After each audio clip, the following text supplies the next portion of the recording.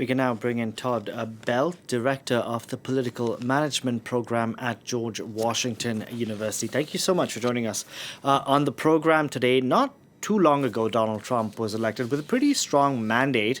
Now the polls are saying, the recent polls are saying that 55% of the American population disapprove of the way he's handling the presidency. So what went wrong, in your opinion? Right, thanks for having me on again. It's great to be with you. Well, to first say that Donald Trump has a mandate, he would certainly say so. But remember that it was 49.8% of the vote that voted for him. So a majority of Americans actually voted for someone else. He will like to say that he won all the swing states and claim that as his mandate. But things have gone wrong. They've really gone off the tracks. Donald Trump, with his 40% approval, is at the lowest we've ever seen for a president, going back to Eisenhower, for whom we have data. Second lowest, him during his first term. So it's been really bad, and it's been on a bad slide. And his approval ratings for the economy are even worse than his overall approval numbers, showing you that people are really worried by the fact that he has not been focused on the bread and butter issues. In our GW Politics poll, we found that the number one issue for people was the economy. Number two was healthcare costs. That was kind of surprising because neither candidate last year talked much about that. And the third was prices. And with these tariffs, people are very concerned that prices will spike because, if you restrict imports and supply is restricted, prices are going to go up. I'm curious to know about your poll, what people feel on immigration and his handling of immigration. Mm-hmm.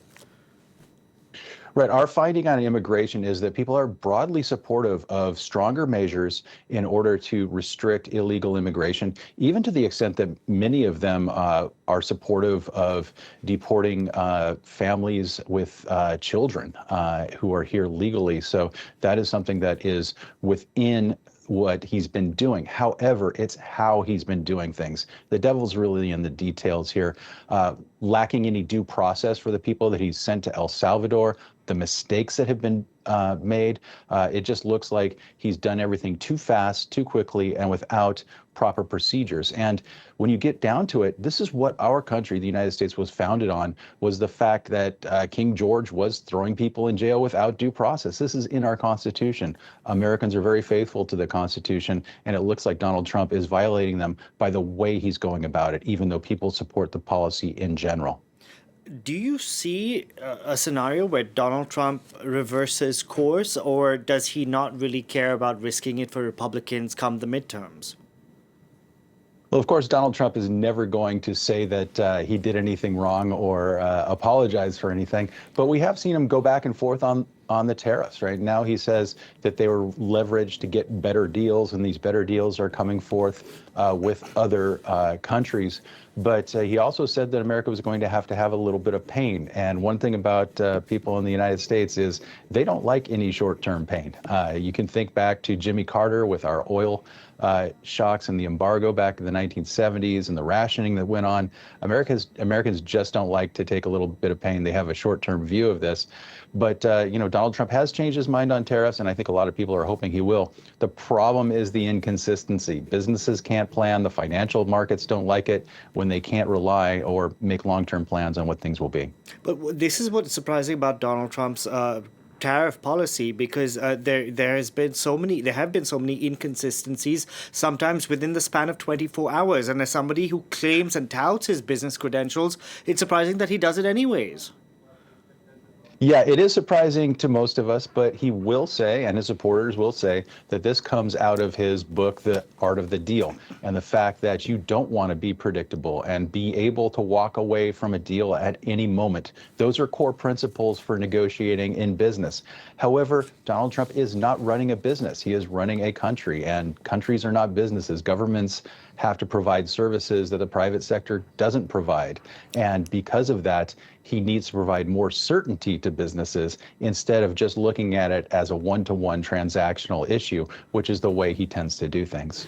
Todd, during Donald Trump's first presidency, we had the Democrats who said, there would be adults in the room to keep the U.S. president in check. But now we see that there are no adults in the room. And it seems that he pretty much has a free hand to do what he wants. And the levers of power in terms of the judiciary or Congress also are giving, in terms of the Republican side of the aisle, are giving the president a free pass. You're absolutely right. Donald Trump Part 2 is very different than Donald Trump Part 1. As you mentioned, he's surrounded by a number of yes people who are much more compliant this time.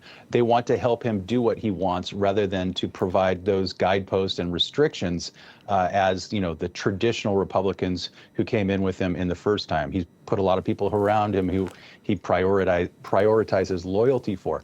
Secondly, we have that Supreme Court case, as I think you were alluding to, last July, that says the president for his constitutional actions has full immunity and for his executive actions has presumptive immunity. And of course, Donald Trump is motivated by revenge, and he learned from last time that he needs to get a fast start. So roll that all together, and that's why you have so much action coming out of the presidency right now. Sometimes too fast, right? They're making mistakes, and there are 200 lawsuits against the president for a lot of these executive actions. So a lot of it has been stalled in the courts as well.